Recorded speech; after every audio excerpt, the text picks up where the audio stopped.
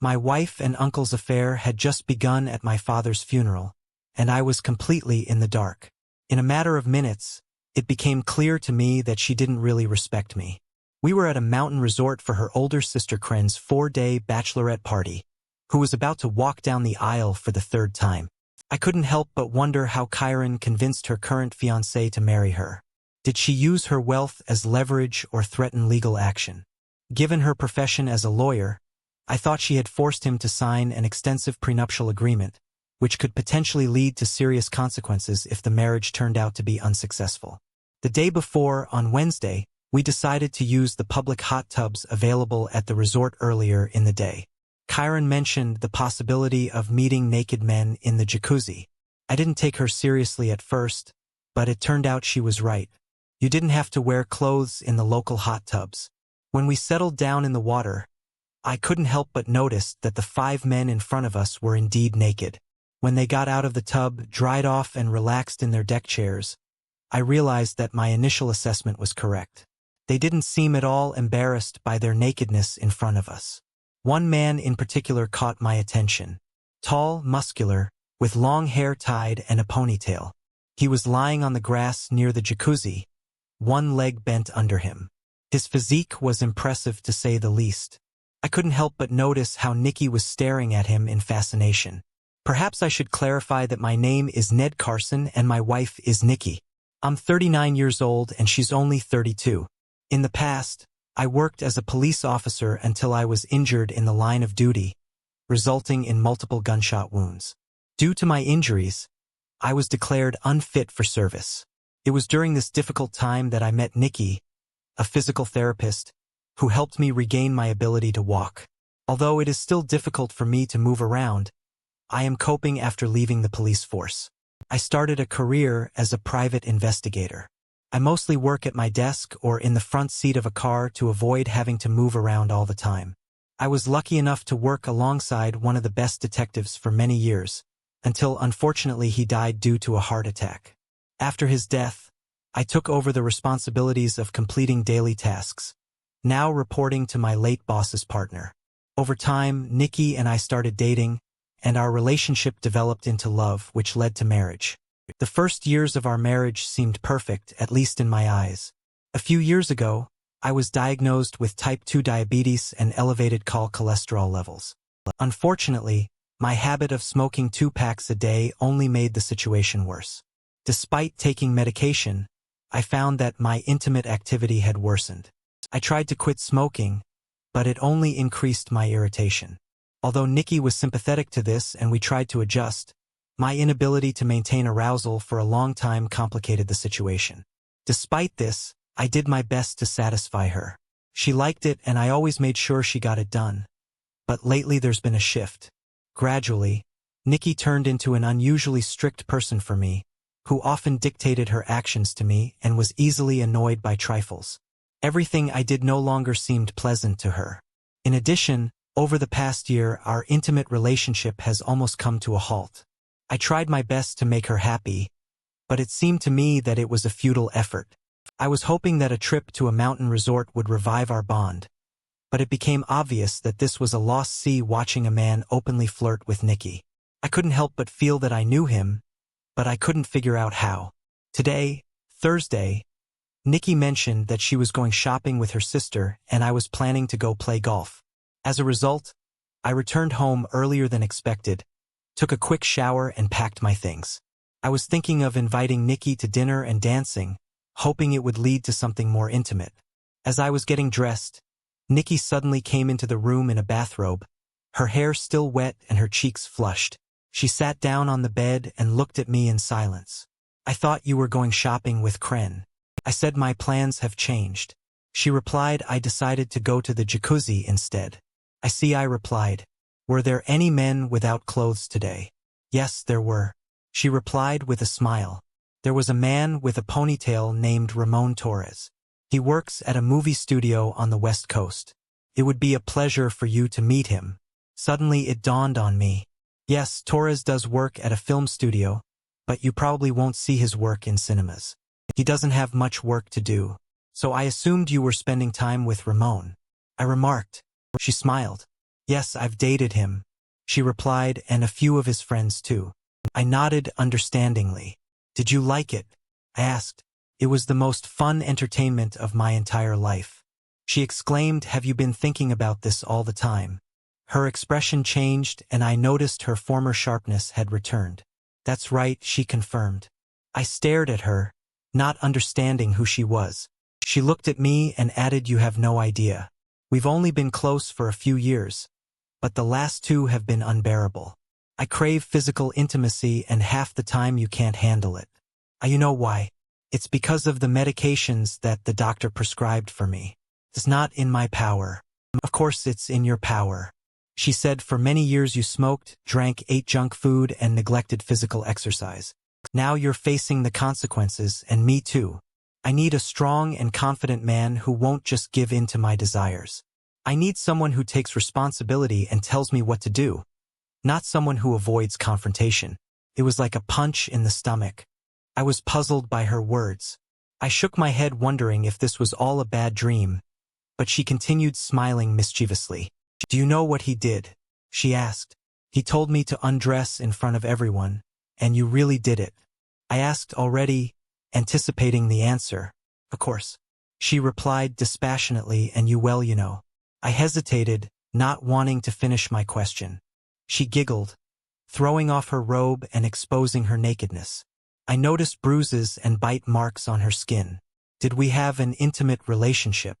She asked sarcastically. I slept with everyone. She boasted. I even had 3 at once, and yes, I let them all take videos of me. I was trying to contain my anger. Do you know what else she teased? They're already on their way here, and they're gonna make love to me while you're watching. I got up from my seat and went to the closet, taking my suitcase. What are you doing? She asked, taking a deep breath. I paused before answering mentally, counting to 10. It suddenly dawned on me why Ramon annoyed me so much. He had a frightening tendency to manipulate women with intimacy and illegal substances, convincing them to appear in his adult films. When he was done with them, he usually kicked them out onto the street, where they tried to survive by selling their bodies. Despite numerous attempts by moral activists to stop him, he continued his exploitation. If you have any common sense, you will leave too. I warned, but you're not the sharpest tool in this business, are you? I added, stay and have fun if you want, but our relationship is officially over. Give my regards to your sister. I packed my suitcase and headed for the door, ready to leave. What, are you really just going to walk away from me? She asked, a smirk playing on her lips. Yes, I'm going to, I replied firmly. I'm tired of your games, and I don't want to be your doormat anymore. Goodbye. With that, I turned and walked away. As I was walking down the hallway, I noticed Ron and his friends approaching as they passed by. I called out to him, Ramon. I said. He turned to me with a look of bewilderment on his face. What do you need? He asked. I took off my wedding ring and threw it to him. She's all yours, I declared. I broke up with her. He grinned and put the ring in his pocket. Whatever you say, dude, he replied with a snort. He turned and walked away. I got in the car, loaded up, and drove off, making a short stop to buy a pack of cigarettes and beer. I had reached the point where I didn't care about my own well-being and was ready to either smoke or destroy something. 3 hours later, I returned home. I was disappointed that Nikki didn't come to apologize. I decided to take matters into my own hands. If Nikki thought she could have a casual affair and act like nothing had happened, then she was wrong. I called a locksmith and arranged to replace all the locks on house. I paid a little more for them to arrive faster, but it was worth it. I got a beer, sat on the back porch with a notebook, and started making a to-do list. Having experience in cases of infidelity, I knew how it usually ends. The husband gets the short end of the stick and the wife gets half. I knew that I could not file for divorce on the grounds of adultery, as this is considered a no-fault condition. After making my list, I drank a few more bottles of beer and smoked a couple more cigarettes. Then I went to bed, wishing this situation was just a bad dream, but unfortunately it wasn't. When I woke up the next day, I checked my phone, keeping a faint hope that Nikki would change her mind, but it didn't happen. There were no missed calls or messages. I had a cup of coffee and decided to call Ned Carson, a well-known lawyer, whom we both knew. After explaining the situation to him, He agreed to prepare the necessary papers for the divorce. We planned to inform her about this at work on Monday in order to achieve maximum effect. Remember the rules, Ned, he warned. Don't do anything reckless, you know me, Nick. I assured him. Yes, I know, and that's why I'm warning you not to get into trouble. He replied. Talk to your boss so he can find someone to look after your wife and Ramon. I want you to have no part in this. Do you understand? Stay as far away as possible. Yes, I get it, I replied. After finishing the call, I immediately dialed the number of my boss, Paul Drake. Hi, Ned. I thought you and your beautiful wife were in the mountains. He greeted. What's going on? Is everything okay? No, Paul, it's not like that, I replied, after which I continued to tell him my story. Damn it, he exclaimed when I finished. I'm very sorry to hear about this. It might be useful to send someone to monitor the situation. Yes, it would be useful, I replied, but it has to be someone Nikki doesn't know. He assured me that he had everything under control, mentioning his experience in dealing with such issues. Follow Nick's advice and refrain from participating. For your own safety, he warned. I'll ask someone to come quickly. Thank you, Paul. I am grateful for your help, I said before ending the conversation. After that, I went to the bank to dispose of our accounts, split expenses, and deactivate her credit card. I considered canceling her ATM card, but eventually decided not to do so in order to control all the expenses she might make. But I still reduced the daily limit on the card. After that, I went to another bank and opened a new account in my name only. Before heading home, I stopped at a diner to have a pastrami sandwich. At that moment, I could only wait. In the end, I made a decision. It's time to evaluate myself. I knew I needed to change something. When I stood on the bathroom scales, I saw that I weighed more than I needed to. When I looked at myself in the mirror, I noticed that I still had a decent figure, but I had gained a little extra fat. The muscles that I used to have when I was wearing a uniform had become flabby. It wasn't a surprise that Nikki didn't want to be intimate with me anymore. To be honest, I wouldn't want anyone to have an intimate relationship with me in my current state either. I remembered how the doctor advised me that it would be easier to cope with diabetes if I could reduce my weight. Well, he provided me with a nutrition guide, but I ignored it, deciding that I was still too young to worry about such things. Since then, my point of view has changed. Perhaps Nikki was right about something. I let myself get to this point, and yet I can't help but be upset that she did what she did. I reasoned that if she really cared about me, she would have said so earlier. At that moment, I decided to change something. I took the phone book in a pack of cigarettes and went out onto the back porch in search of gyms. After finding a couple, I decided to visit them. Just as I was about to leave, the phone rang. Not recognizing the number, I answered Carson. I said a female voice answered Ned. Where are you? The woman asked, and I recognized Kren's voice. We hadn't talked much before, so her call took me by surprise. Nikki said you left last night. She continued. Yes, he left, I confirmed. May I ask why she asked? We just wondering what happened.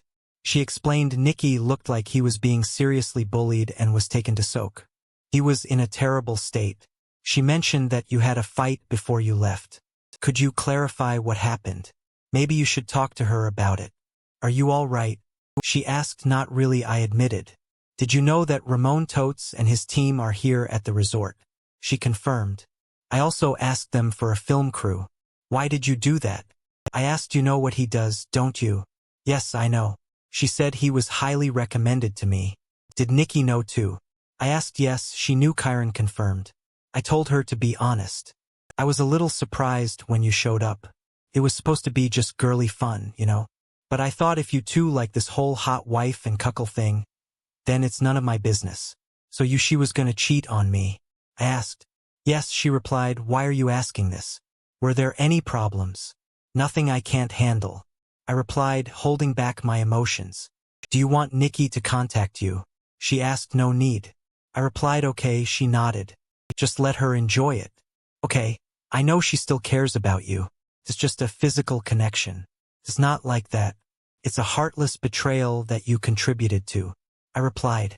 Please stop being stubborn. She replied. It's just a weekend. You'll be back for her on Sunday, won't you?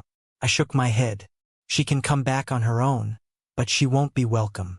Kyron flinched at my words, but I remained indifferent. To hell with them all, I thought. Goodbye, Kyron, I said, ending the conversation. Nikki said set it up from the beginning, and I guessed right. I was furious, fighting the urge to lash out at her, choosing a healthier way out. I went to the gym and vented my irritation on a punching bag, imagining Nikki and Ramon's faces with every punch. Exhausted, I finally gave up and went to the shower. When I was getting dressed, a man came up to me and asked if I was okay.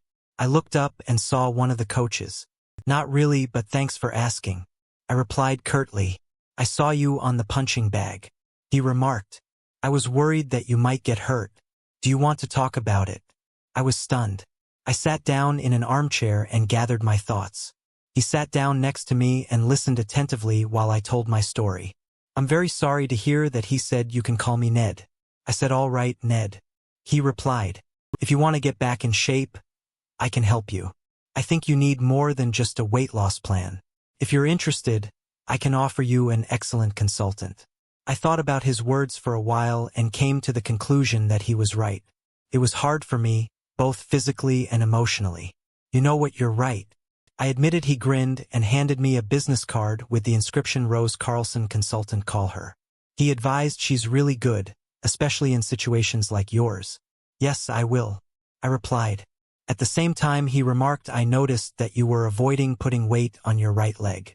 I told him that the injury was sustained as a result of the shooting. He listened to me carefully and offered his help. I can support you in this, as well as give you recommendations on nutrition and exercise, but it will take a lot of work. We have specialists who deal with people with diabetes. Are you ready to go on this journey? I thought about the answer for a moment before answering yes. Nodding, it was clear to me that I needed to act quickly. All right, he agreed. Let's sign you up, introducing himself as John Green. He extended his hand for a handshake, which I accepted. I'm Ned Carson, I informed him. Carson, he mused. I think I've heard that name before. Wait, now I remember. 8 years ago you were the policeman who saved my grandmother during a bank robbery. It was a robbery during which I was shot, I recalled. I'm glad I finally met you in person. How is your grandmother? He asked. She's fine, John replied. He then escorted me to the front desk and enrolled me in a program designed to help me lose weight and regain strength. Thank you for your kindness.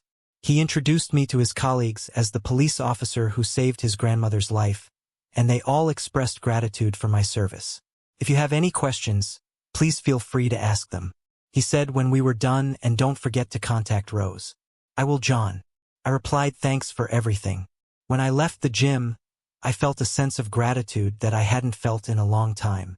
When I got home, I called Rose and made an appointment for the following Tuesday. I was hoping that Nikki would get in touch, but unfortunately she never did. Paul called me and informed me that she was being followed and reported to him. I expressed my gratitude and told him about the meeting with Rose. Okay, he replied. I'm glad you're starting to act. Ned, take as much time as you need to figure it out. I'll keep you posted as soon as we get a response from our operative at the resort. Can you hear me? He asked. Yes, I can hear you, I replied after finishing our conversation. I tried my best to relax. Part of me thought about drowning my sorrows in a bottle, but I knew it was the wrong choice. I waited anxious for the rest of the weekend, receiving no news until Paul called around 10:00 a.m. On Sunday, Nikki left with Ramon and his team this morning. Paul said she seemed to be very busy over the weekend. We have videos, audio recordings, photos, and reports. I'll give it all to Nick and make copy for you if you want to see it. Do you know where they went? I asked. I have no idea. Paul replied they left around 9:00 in the morning. Okay, I said, so she should be here around 12:00 or so, as long as she comes home. Paul commented. Yes, I agree. I said stay in touch and let me know if she shows up. Absolutely, I replied. Ending the conversation without hesitation, I dialed Nikki's number. To my horror, it went straight to voicemail. Nikki, please call me back when you get this message. I said, I know you left the resort. After finishing the call, I dialed Kirsten's number. After 3 calls, she answered. Kyron, this is Ned. I said, yes, I know, she replied. You missed a great party, Ned. I don't think I've missed that much, I told her. As far as I understand, Nikki left with Ramon. They left early this morning, I confirmed. Is there any information about their destination? I asked. I do not know. She replied, I'm not responsible for my sister's whereabouts.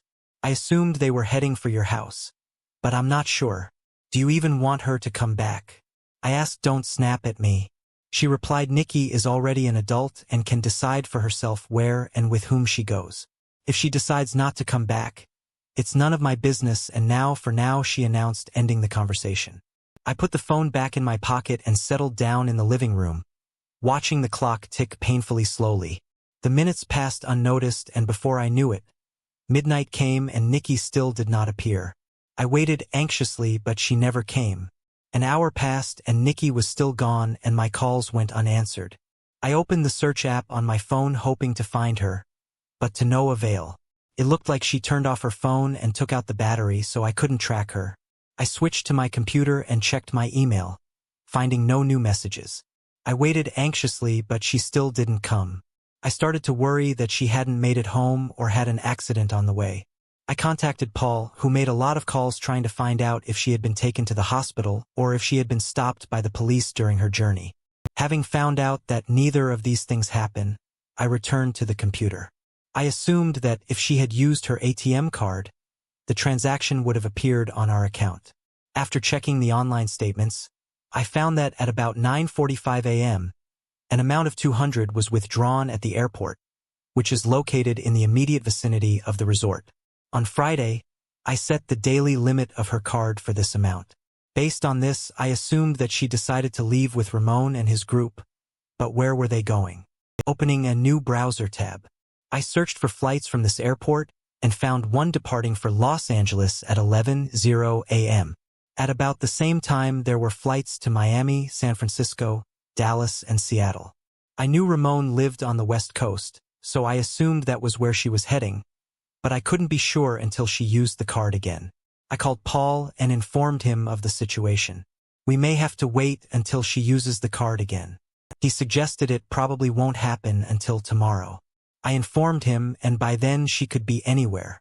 Have you thought about putting her on the wanted list? He asked. The police won't take any action until at least 24 hours have passed. I replied, so all we can do now is wait. He concluded, are there any indications on the videos of where she might have gone? I asked. I think if we analyze everything line by line, we might find something. He suggested. Do you want to work on solving this mystery? I need to do something. There must be some clue that will point to her location. I said, well, come to me and we can start the discussing this if you're interested. He suggested, but I have to warn you that what I saw was not very pleasant. He continued, I don't mind. I said I need to find out where she went, and if she's coming back well, then he insisted. After finishing the conversation, I hurried to Paul's house. Upon arrival, Donna, his wife, met me at the door. Do you want something to drink? Ned, coffee or maybe a beer? She asked. I need to collect my thoughts. I replied, coffee's fine, thanks. Okay, she nodded. Paul is in his office, so go straight there. When I entered Paul's home office, I noticed that he was sorting through a huge pile of papers. He looked up when Andy greeted me and handed me a stack of papers to look through. I sat down and studied the contents. It was not a pleasant sight. Most of the materials contain Nikki's explicit requests for more intense and rapid intimacy, as well as rude statements by Ramon and his assistants about her physical characteristics. In my opinion, the content of the video was disgusting and immature. I couldn't ignore the insults that Nikki and her partners directed at me. It's a pity that your weak husband couldn't stay. Ron remarked. Well, that's his omission. Nikki replied confidently. He gave me his ring when he left. Ramon informed her. He said, you're all mine now. Laughter filled the room. Maybe I'll just sell it like in the good old days. Nikki joked, giggling. At that moment, I wondered what attracted me to her. I thought to myself, a good way to get rid of all the bad things. As we were going through the transcripts looking for any hint or clue, Paul suddenly screamed, stop, he exclaimed. I think I found something interested. I asked, what is it exactly? It was late. On Saturday evening around 11:45. He explained, take a look at this. What do you think about it? I took the transcript from him and started reading a few lines above which he pointed out to better understand the context. God boss. She's the best thing we've had in a while. One of Ramon's henchmen remarked we can make a lot of money out of it.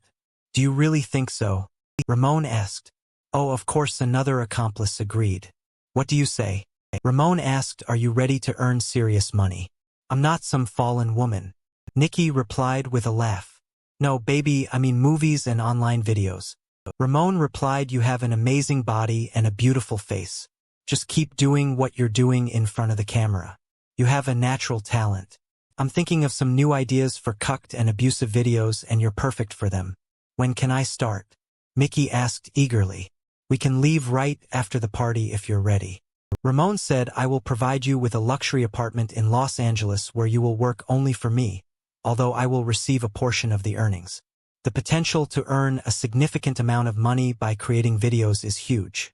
Can I have some more of what you gave me earlier? She asked, and maybe some illegal substances, of course, whatever you want, baby. He replied, so I can make love without restrictions and get paid for it. She asked, and will I be able to publicly shame losers like Ned? Absolutely, Ramon confirmed. You can rely on me, she assured me. What about your husband? One of the guys asked, are you going to tell him about it? Forget about him. He's already in the past. She replied, HEK, never see me again. We're leaving tomorrow morning. Ramon said we leave at 9:00 sharp. Let's go to the airport and fly west. Of course, she confirmed. I returned the recording to Paul. Do we have a video recording? I asked. Yes, he said, I'll just take the disc and run it. He said he took out a disc and inserted it into the computer, started the video and went to the timestamp in the recording. He looked at me before pressing the play button. Are you ready for this? He asked. Let's just get this over with. I replied. When the video started, I saw footage shot through the window of my room with Nikki. She was lying on the bed without clothes. Ramon was standing next to her and his accomplices surrounded them. One of them was holding a camera in his hands. Next to them was a tray with several portions that looked suspiciously like a banned substance. Judging by her behavior, it was clear that she was under the influence of something. I checked the room for other possible culprits but found nothing. It wouldn't shock me if Nikki's sister was behind all this. We watched the video following the transcript. After the conversation ended, they resumed group intimate entertainment. I've had enough, I said, feeling disgusted.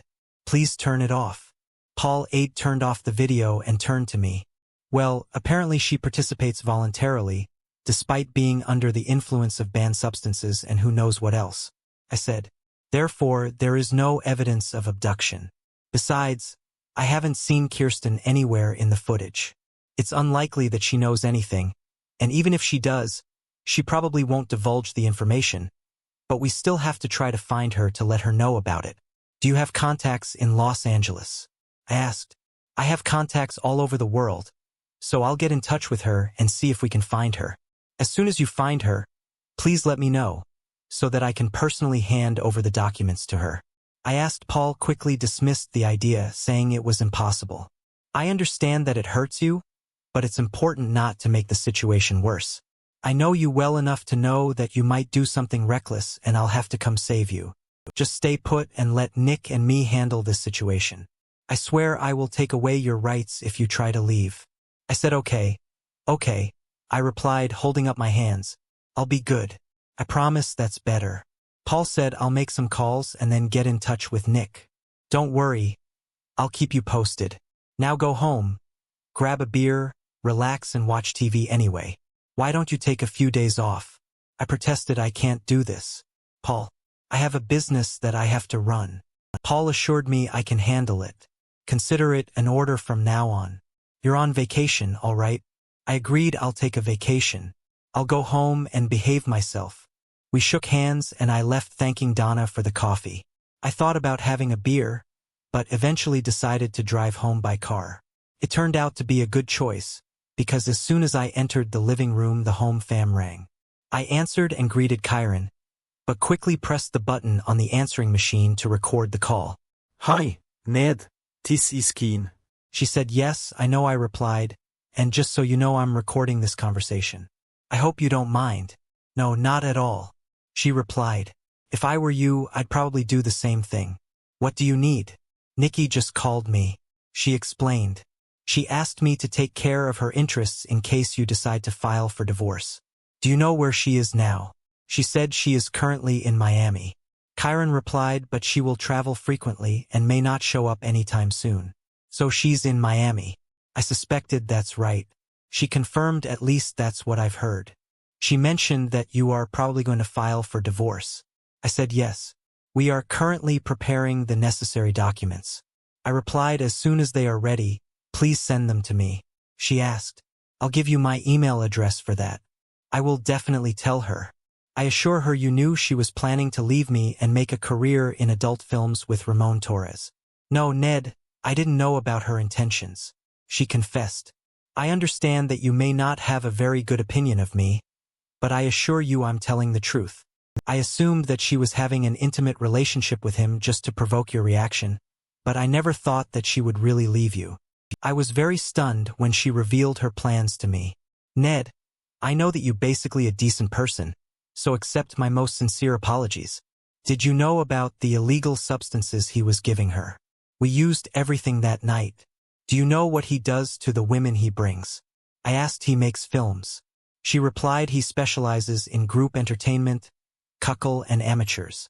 He recently launched a new series starring mature amateur women, just like Nikki. I didn't know he was interested in her. You haven't answered my question. I said, do you know what he does with them? I do not know what you were talking about. Don't pretend to be ignorant, Kyron. I insisted. He exploits them, destroys them, then abandons them on the street, where they are forced to have intimate relations with anyone to get the next dose of illegal substances.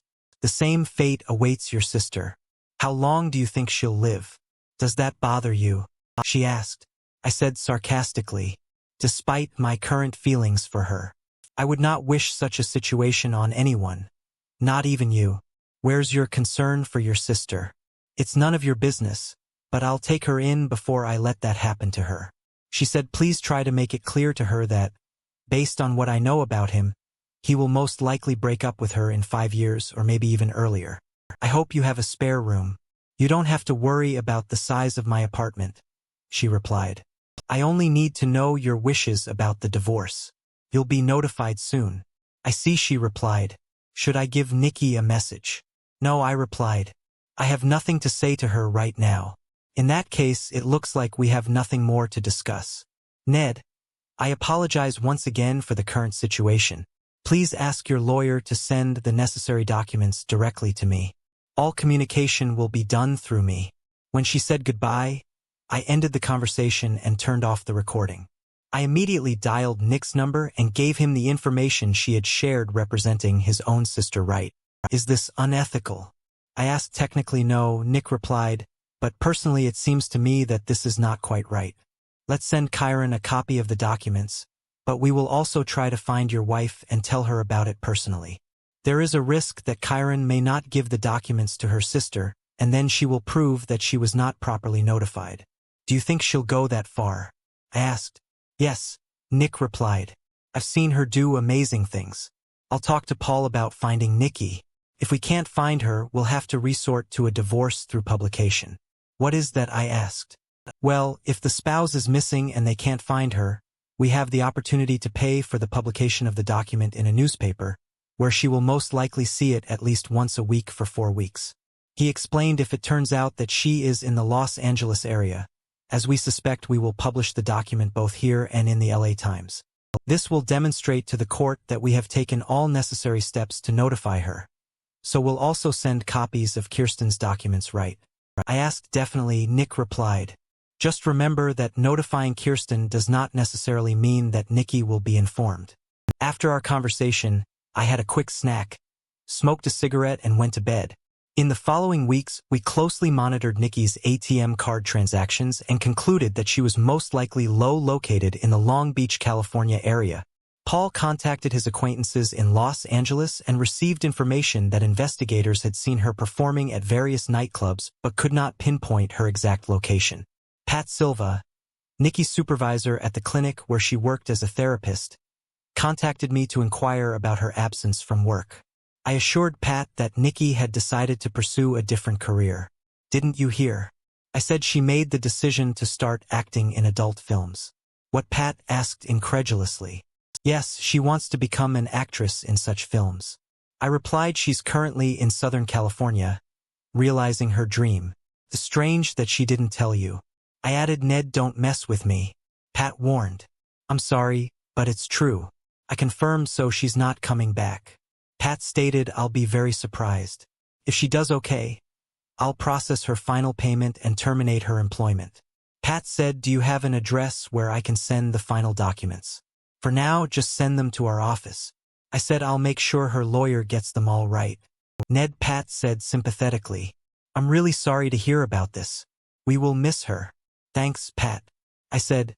Ending our conversation, I made sure that Nikki's last paycheck was sent to Kyron, as promised. I didn't care if Kirsten gave it to Nikki. Then I started sessions with Dr. Rose, who turned out to be an excellent consultant. At first I was afraid that she would psychoanalyze me or blame me for Nikki's actions, but to my relief she didn't either. After a month of sessions, I began to notice significant improvements in my well-being. My experience in the gym proved to be very useful. I managed to lose weight and develop a sustainable eating plan. John played an important role in my progress, and soon I began to see my old self in the mirror. Meanwhile, Nick was busy with business. He wrote a biased divorce petition and published it twice a week in local and Los Angeles newspapers for a month. When the fourth week came to an end, he sent a copy to Kirsten, who was far from thrilled. She insisted on an urgent meeting with Nick and me. "What does it all mean?" she asked when we gathered in his conference room. "This is not a request for divorce. This is an insult. Why are you demanding a division of property in the ratio of 75 to 25 without any support? The real insult is what your sister did to her husband, and with your help, since your sister has decided to end the marriage." Nick remarked she didn't make any effort to get her stuff out of my client's house. Kyron replied, "My sister hasn't been given the necessary documents yet." Nick replied, "That's because your sister was hiding from us in Los Angeles and you didn't want to reveal your sister's location. We had no choice but to file for divorce through publication." "I intend to fight this," she said fiercely, "if that's what you want." Nick replied calmly, and she began to struggle. She submitted petitions which were rejected and asked for a consultation, which the judge reluctantly approved. I was surprised to hear about it from Nick. "Don't worry about it," he assured me. "Judge Potter despises traitor and supports law enforcement agencies. Kirsten believes that everything is in her hands, but in fact she lets Nikki make her mistakes freely." "What do you mean?" I asked. "Nikki is unlikely to come to the consultation, and Judge Potter does not tolerate disobedience. In such cases, he can issue a warrant for arrest." "That's exactly what I'd like to see." I told him I arrived at the consultant's office at the appointed time, but found that Nikki was not there. I was familiar with Julie McGregor's consulting, as she worked with me as a police consultant after my shooting incident. We started talking, figuring things out, and I shared my story with her. "Can you imagine reconciling with your wife?" she asked. "Not at all," I replied. "I see," she said, noting that she would inform the judge about this and about my wife's absence. "Good luck, Ned. It was nice to see you again." She added. Judge Potter was furious to learn that Nikki had violated his instructions and issued a war warrant for her detention. He informed me that the warrant is valid for 5 years. Watching her ATM transactions, we noticed that most of her transactions took place in Long Beach, but she also repeatedly withdrew money in San Francisco and San Diego. She seemed to be busy. At the same time, I was searching and came across several short videos with her participation. I could only bring myself to watch them for a short time. I couldn't help but notice that they all revolved around the topic of group lovemaking and insulting her husband. The realization made me feel sick, and it dawned on me that this was exactly what she wanted to do to me. In the end, a court hearing was scheduled. I arrived at the courthouse with Nick, looked around the courtroom, saw Kirsten but did not find Nikki.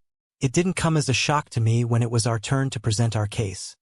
Nick and I sat down at the table, noticing that Kyron was sitting alone at her desk. Judge Potter was unhappy that Kyron was alone in court. "Where's your client?" He demanded. She's not feeling well right now. Chiron replied, are you unwell? The judge asked, what does that mean? Chiron explained, check at work right now at work. Judge Potter exclaimed, she's an adult film actress. Is her job more important than her divorce? She just couldn't make it, Your Honor, Chiron explained. Judge Potter took a deep breath and looked through the papers on his desk. Great job, he admitted. Given this new information, I will issue another court order, and I'm ready to finalize the divorce decision in court today. But Your Honor, we still need to file a motion. Kirsten interjected. I have made my decision, lawyer. The judge replied, his irritation obvious. He paused for a moment before continuing. The court has specific guidelines for determining the amount, but ultimately in this state, judges have more discretion when dividing spouses' property. He explained. Considering both points of view on this case, I realized the complexity of the situation. On the one hand, this is a courageous former police officer who risked his life to save his grandmother. On the other hand, this is a woman whose lawyer admits she takes illegal substances, starred in adult films, deliberately betrayed and abandoned her husband to lead a destructive lifestyle. As far as I understand, lawyer, you played a role in helping your client commit certain actions. I must admit it bothers me a lot. I spoke with representatives of the State Bar Association and they informed me that there were no ethical violations, although you were dangerously close to crossing the line. I urge you to be very careful in the future. After reviewing all the documents and the lawyer report, I have no choice but to grant the plaintiff's request for divorce. He announced, banging the gavel. Good luck to you, Mr. Carson, and thank you for your contribution to society. He added. I looked at Nick in amazement. Did we really win? I asked. He chuckled. Of course we won.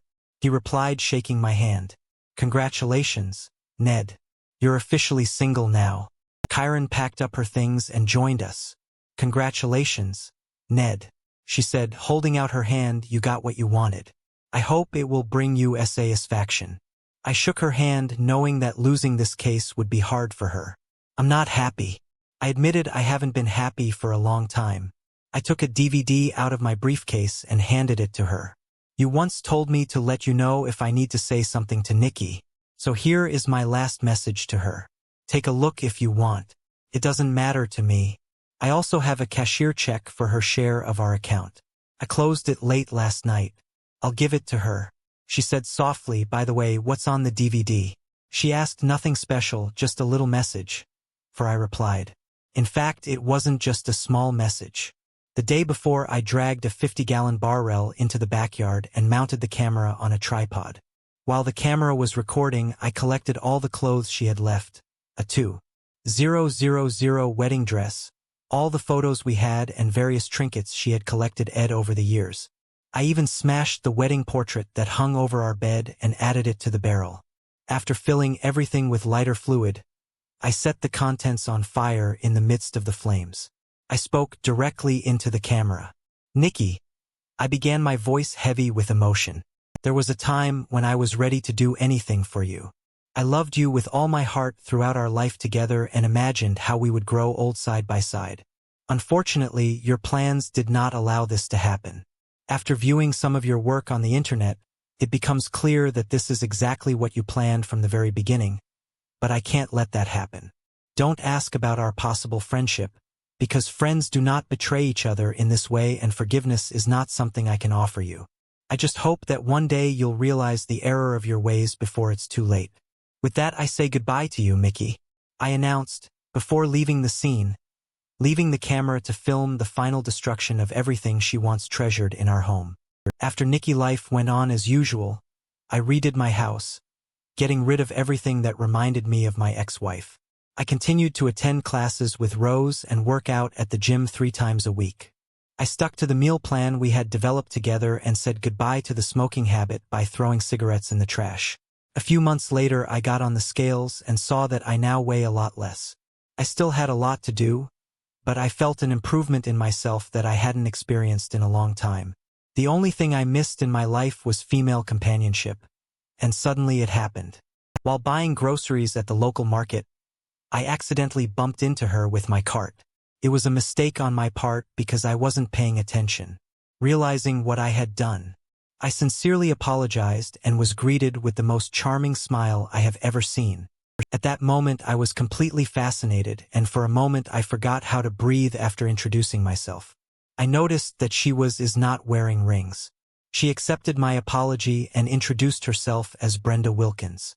We started talking and, to my surprise, I decided to invite her to dinner, to which she agreed. I soon found out that Brenda is a widowed doctor who lost her husband and young son in a tragic car accident during a father-son camping trip a few years ago. I expressed my condolences to her and told her about my divorce from Nikki. During our conversation, I touched on the topic of my diabetes and the effect of medications. She showed sympathy by nodding her head and understanding, and mentioned that she had encountered similar situations. Then she invited me to bring all my medications to her appointment so that we could find a solution together. I agreed and made an appointment taking all the medications with me. When she saw the volume of my medications, she was surprised. After taking a blood test, she recommended making some adjustments which, as I quickly noticed, had a positive effect on my well-being. Naturally, according to her, an important role was played by improving my diet, regular physical activity, and quitting smoking. When we first found ourselves in the same bed, I felt like a completely different person. It had been over 2 years since I had felt truly satisfied. The next morning, when I looked at Brenda's beautiful face, I realized that I could not part with this happiness. When I proposed marriage, she showered me with kisses after we tied the KN. We sold our houses, pulled our finances, and bought a new house in a newly developed area. We both wanted to start life with a clean slate, wanting to leave the past behind. Shortly after our wedding, Brenda gave birth to twins, a son, Christopher, and a daughter, Julie.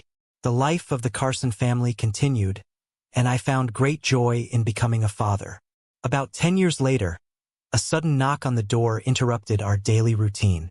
When I opened the door, I was surprised to find Kyron standing on the porch. She looked exhausted and tired. "Ned, it's good to see you again," she greeted me. "It's good to see you too, Kyron," I replied, inviting her inside once inside. She looked around the room while I introduced her to Brenda and the kids. "So what brings you here, Kyron?" I asked. "This is about Nikki," she began, "and you were right about Ramon." "What happened?" I asked. "Took about 5 years, but in the end, as you predicted, he squandered everything to support her addiction. She started performing magic tricks on the streets. Unfortunately, women of her age and profession usually do not live in such conditions for long. Despite managing to cope on her own for a while, she eventually ran out of money and became homeless. After she was found unconscious in an alley, she was taken to a rehabilitation center. I found out about it a couple of months ago and arranged for her to come here. She has cancer and it doesn't look like she has much time left. I thought you wouldn't let it get that bad." I told her what happened. "We lost touch about 6 years ago," she explained. "The Los Angeles authorities contacted me and I flew to visit her. She's not doing well." "I'm really sorry to hear that," I replied. "How can I help?" "She wants to put an end to this," Kyron informed me. "She's hoping for one last meeting with you. I understand that you may not think too highly of us, but I urge you to have the courage to grant her last request." Brenda's expression showed concern when I asked her opinion. "What do you think?" I asked. "Kyron is right, dear." She replied she deserves to be treated normally, and deep down, you know it too. Brenda then asked Kyron about the severity of her cancer, to which Kyron replied it's very bad at the moment. The disease has spread strongly through her body. Doctors note that if they had discovered the disease earlier, they would have had a better chance of curing it. Unfortunately, the disease is already too advanced. They informed her that she had only a few months to live and maybe even a few hours. I decided to visit her. Brenda offered to accompany me and I accepted her offer. I quickly contacted the babysitter by phone and fortunately Carla, a helpful teenage neighbor, was ready to help us. Upon arrival, Kyron took us to Nikki's room at the hospital. When I entered the room, I was amazed by Nikki's appearance. She was unrecognizable. Her thin and fragile body was covered with tubes and her face was stained and discolored. It seemed that all her former beauty had been drained out of her. When I was standing by her bed, she opened her eyes and whispered, "Ned, is it really you?" A tear rolled down her face. You look amazing. Yes, it's me, Nikki. Confirmed. Ned. I'm so sorry, she cried. I've ruined everything I know. You said you'd never forgive me, but I'm begging you, please. The pain is unbearable. I'm sorry. While she was crying and tears were streaming down her face, I realized what needed to be done. Even though it would be the most difficult thing I've ever had to do. I sat down next to her and took her hand, feeling the chill of her touch. It's all right, Mickey. I reassure her. I forgive you. Tears were streaming down her face and she was clutching my shirt tightly. I hugged her, comforting her while she cried on my shoulder. Soon a nurse came into the room, checked her chart and injected something into her, for this will help her sleep. The nurse said before leaving, I noticed that Nikki was dozing off and carefully put her head on the pillow. Thank you for being here. Kirsten whispered, you're welcome. I replied, nodding back. How long will you stay? I will stay until the end. She whispered softly. I have a laptop and I can work remotely. I've already approved everything. There will be no memorial service. That's not what she wanted. What happened to Ramon? I asked. She reached into her purse and pulled out a crumpled newspaper article. After he threw her out on the street, he hired another woman. She explained her husband was unhappy and eventually brutally dealt with him. I quickly flipped through the article. The article reported that Ramon Tores' mutilated body was found in an abandoned warehouse in Ontario on Saturday morning. Wow, I said, are they sure her husband committed the crime? Yes. She replied he was seen leaving the warehouse. Despite this, the jury acquitted him, citing temporary insanity. She added, I understand how this decision was made. I admitted I wanted to do that to him myself. I'm sorry, Ned, she said regretfully. Okay, I replied softly. We both felt remorse. After watching the video you shared with me, she confessed. I never thought about the consequences of an extramarital intimate relationship until I watched this video up to this point. I thought it was just for my own satisfaction. But after watching it, my point of view changed. I didn't realize the pain of betrayal and the potential cost. She looked at Nikki and said, thanks to you, I've changed so much in the last 10 years. I'm glad to hear that, Kyron. I replied, hugging her. So take care of yourself, Ned. Then hugging Brenda, she added, and take care of my ex-son-in-law. I will, Brenda said, hugging her back. We left the building and went to the car. Are you okay? Brenda asked when we were buckling our seatbelts. Yes, I'm fine, I assured her, turning the key in the ignition. As we drove home, I couldn't stop thinking about karma.